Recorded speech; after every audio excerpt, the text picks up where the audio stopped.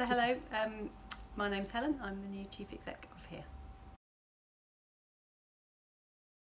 So I'm a psychologist by training, trained in London and worked in South London with a bit of an interesting background. I worked in quite a lot of forensic mental health settings before I moved into primary care and then started doing the improved access to psychological therapies type work.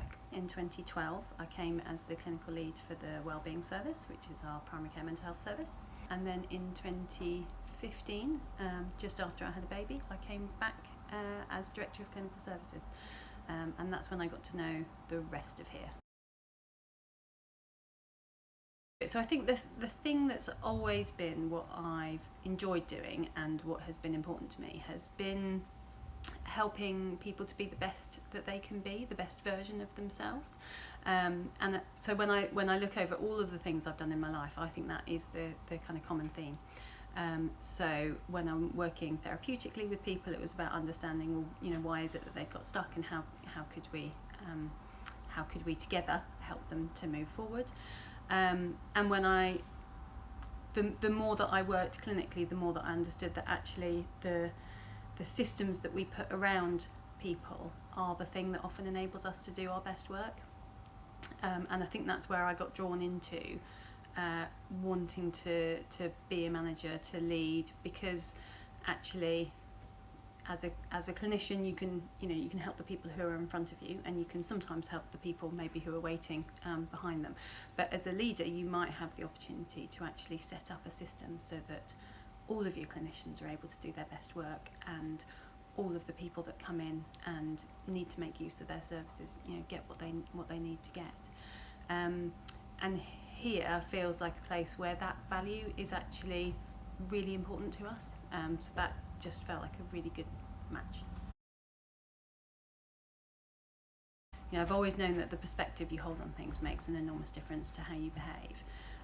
One of the things I've found really helpful in the last year is to not operate from a place of scarcity or threat or anxiety, which of course is really difficult, because actually we live in a world which is quite anxiety. Even before COVID, that was quite volatile and uncertain, and becoming more insular and protectionist, and those things are all things that are really uncomfortable to me. So one of the things I've learned is to make sure that you focus on the things that you can do, the differences you can make, and the good things that are around us. And in many ways, we're not a society of scarcity. We are a society of abundance, actually. There is so much out there if we can just tap in and look in the right places for it. So, even right now, when they wanted NHS volunteers, they set this massively ambitious target of getting 250,000 people to volunteer to help, and what they got was 750,000 people who wanted to help. So it's there. You just need to focus on the right things. People inspire me, actually. One of the things I most like about working here, actually, is that I think we've been able to create something special where people can bring the best of themselves, and I love discovering people's hidden skills and talent, which just pop out. Suddenly you're like, wow, I didn't know you could do that. That's amazing. Let's do something with that.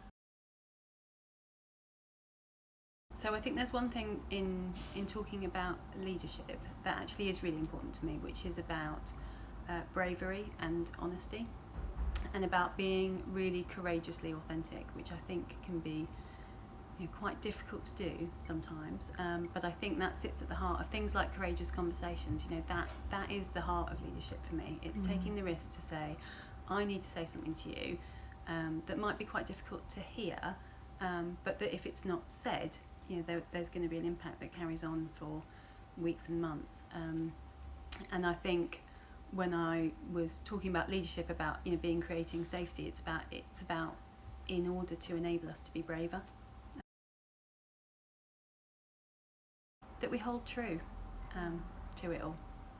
That we it's not about an end destination. It's about living living the journey, being in the journey, enjoying it, finding ways to do meaningful work, making small meaningful differences. It's not about an enormous ambition to say, oh, in 10 years we'll be doing this or that. It's about knowing that each day we've done the things that make a difference.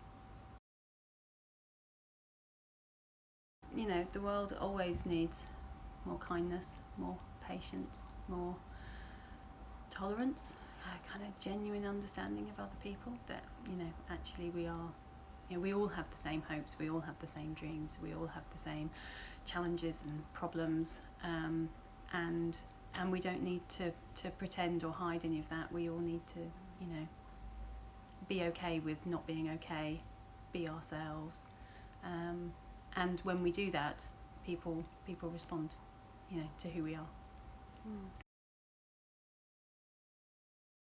My husband and my two small people, who are 3 and 5. So my oldest boy, Alex, and Kirsten, who's 3. Well, it's a bit hit and miss.